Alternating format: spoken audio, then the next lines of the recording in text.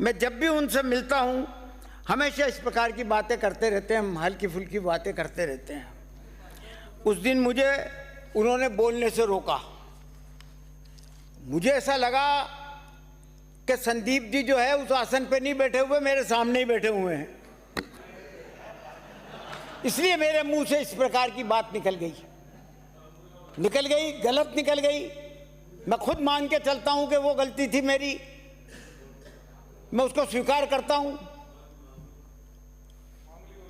लेकिन वो बात सिर्फ मजाक में थी, क्योंकि कई बार इस सदन में उत्तेजना से भी बात होती है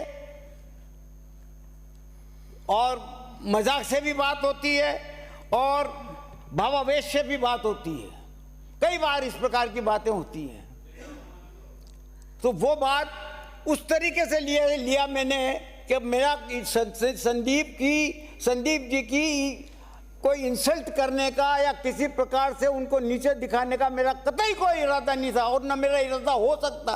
मेरे उनके ताल्लुकात 30 साल से हैं लगातार।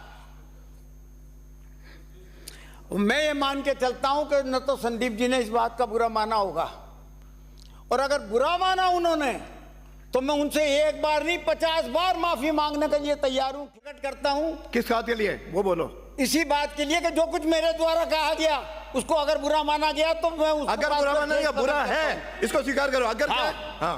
अब मेरी बात सुन लिए, एक नज़ीर मैं बताता हूं आपको।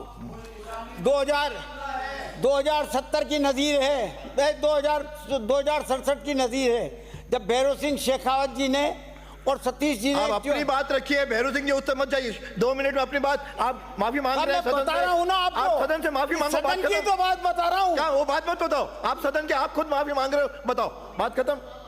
भैरव सिंह मान ली मैंने बात तो उस शब्द पे वो मान ली। अब मेरी बात तो सुनो आप। नहीं, आप क्या सुने? हो गया, बैठिए। भैरव